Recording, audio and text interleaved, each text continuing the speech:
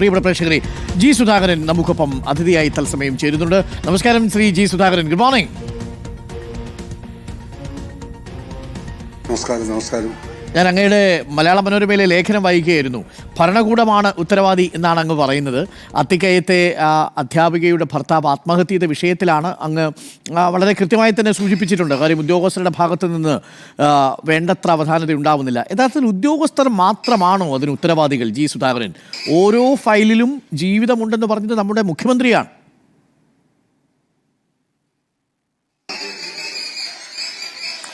അതെ, ഉദ്യോഗസ്ഥരാണല്ലോ ഇവിടെ ഉത്തരവാദികൾ. കാരണം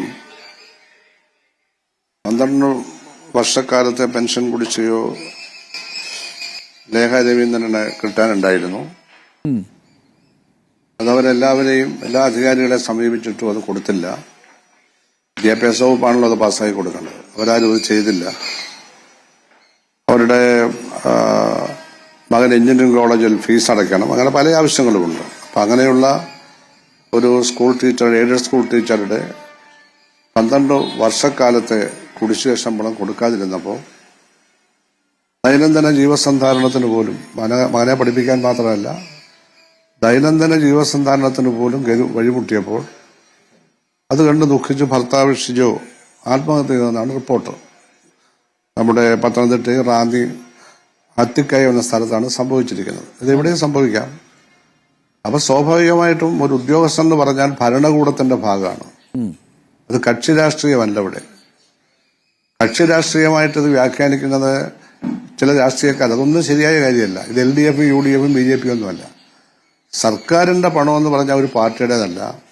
ഖജനാവ് ഈ നാടിന്റെ മുഴുവനാണ്. അത് രാഷ്ട്രീയാധികാരത്തിൽ വരുന്ന പാർട്ടികൾ അത് ഭരണഘടന പ്രകാരം കൈകാര്യം ചെയ്യുന്നത് മാത്രമേ ഉള്ളൂ. ആ ഖജനാവിൽ നിന്നും ശമ്പളം കൊടുത്ത് വളർത്തുന്ന AEOമാര്, DOമാര്, DD, DPI, government secretary, IAS, ഇത്രയും പേരിൽ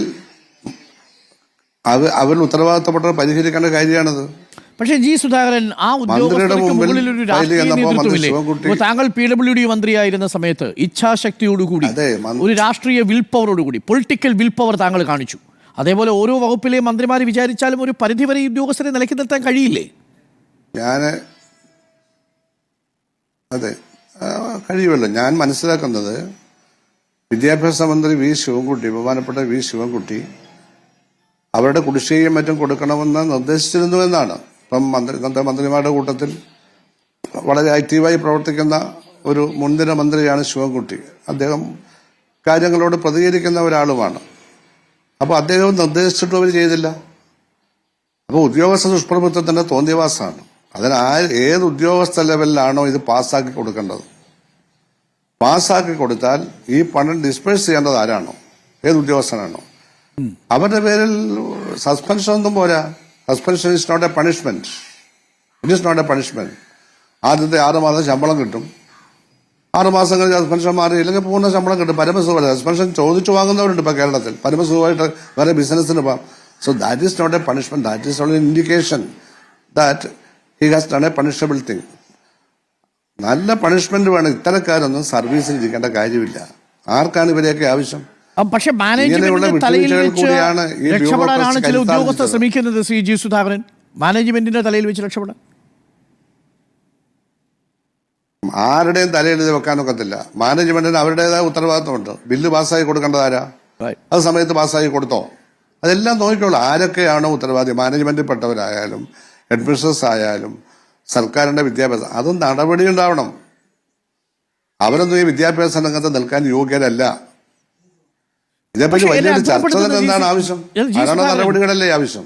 നേരത്തെ ഓരോ ഫയലിലും ജീവിതമുണ്ട് എന്ന് മുഖ്യമന്ത്രി പറയുമ്പോൾ നമുക്ക് വലിയ പ്രതീക്ഷയുണ്ടായിരുന്നു. 10 വർഷത്തിനു ശേഷവും കാര്യങ്ങൾ മാറിയിട്ടില്ലെന്നാണോ?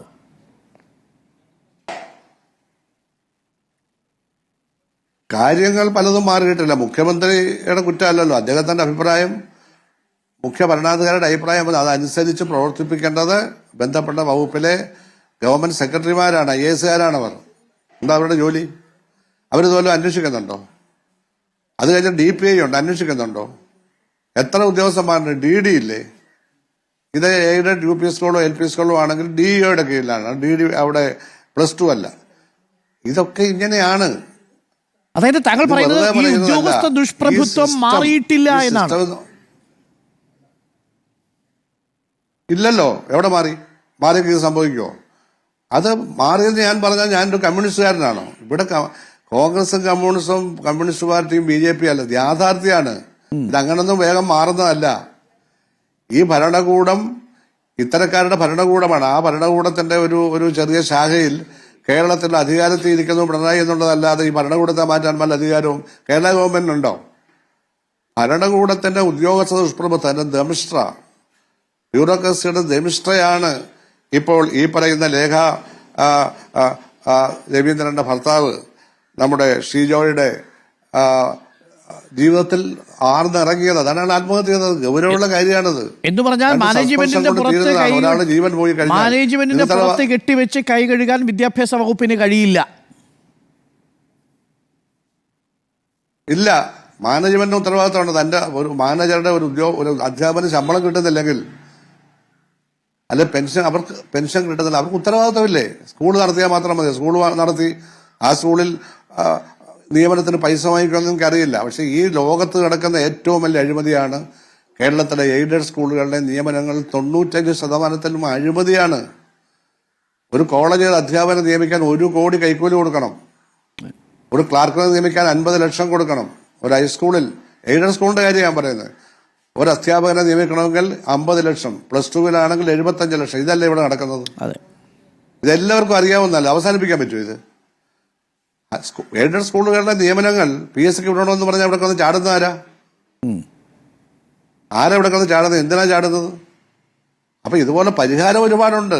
അതിന് കുറച്ച് വേർക്കേണ്ടി വരും. ഇത്രയും കാലമായിട്ട് നമുക്ക് കഴിഞ്ഞില്ലല്ലോ ഇതിനൊന്നും. അല്ല, എന്ന് വെച്ചാൽ ഈ രാഷ്ട്രീയ ഇച്ഛാശക്തി പോലും കാര്യമില്ല. ഈ ഉദ്യോഗസ്ഥ ദുഷ്പ്രഭുത്വത്തിന് മുന്നിൽ കീഴടങ്ങുന്നു.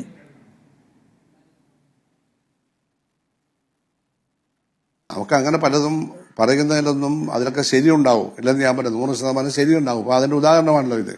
അപ്പോ ഇതിന്റെ മുകളിൽ എന്താണ് സംഭവിച്ചതെന്നൊന്നും എനിക്കറിയില്ല. അവിടെ ഒരു MLA ഉണ്ടല്ലോ, അദ്ദേഹം അറിഞ്ഞോ ഇത്? അവിടെ ഒരു MP ഉണ്ടല്ലോ, അദ്ദേഹം അറിഞ്ഞോ? പഞ്ചായത്ത് പ്രസിഡന്റ് അറിഞ്ഞോ? ജില്ലാ പഞ്ചായത്ത് പ്രസിഡന്റ് അറിഞ്ഞോ? അതോ അവരോടൊന്നും ഇവർ പറഞ്ഞില്ലേ? എല്ലാം പരിശോധിക്കണം. നമ്മുടെ ജനാധിപത്യ ഈ ബ്യൂറോക്രാറ്റിക് സിസ്റ്റത്തിൽ തന്നെ ഒരു ജനാധിപത്യ സംവിധാനത്തിന്റെ ആവരണമുണ്ട്.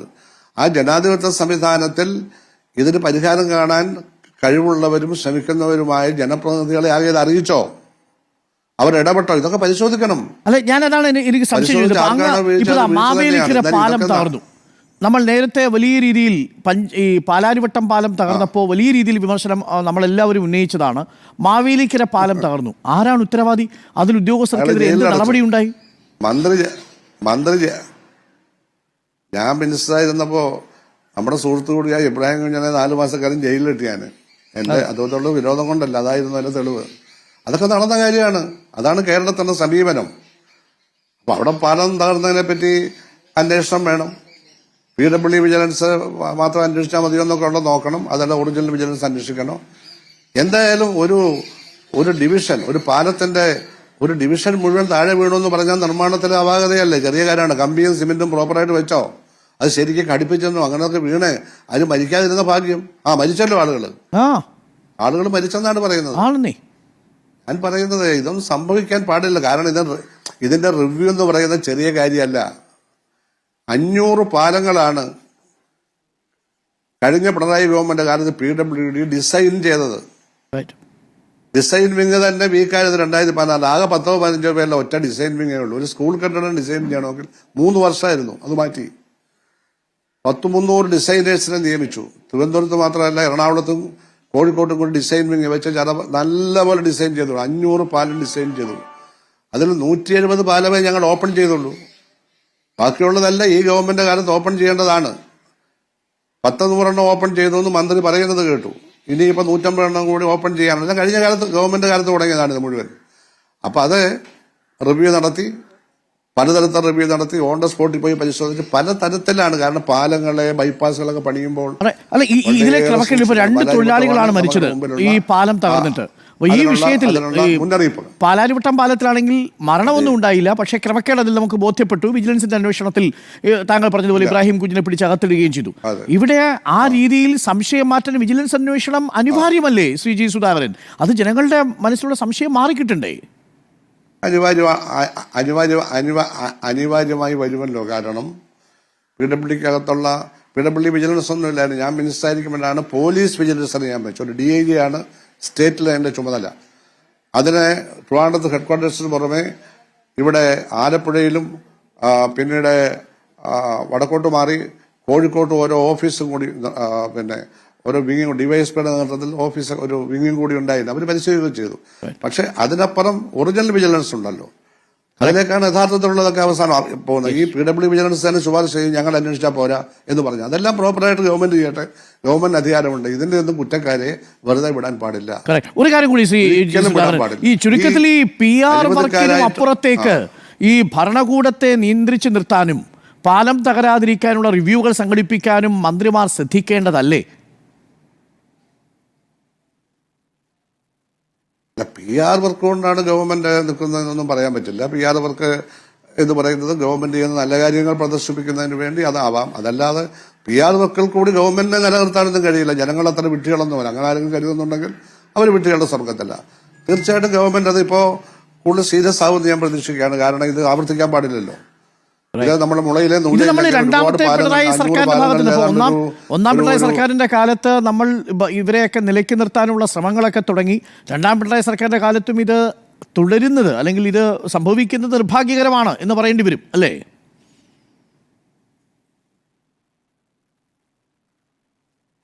ജനങ്ങൾ അവിടെ അഭിപ്രായം പ്രകടിപ്പിക്കട്ടെ. രണ്ടാം പിണറായി ഗവൺമെന്റിന്റെ കാലത്ത് ഈ സംവിധാനം എല്ലാം അവിടെ ഉണ്ട്, എല്ലാ സംവിധാനവും ഉണ്ട്. ഒരു സംവിധാനം ഇല്ലാതായിട്ടില്ല.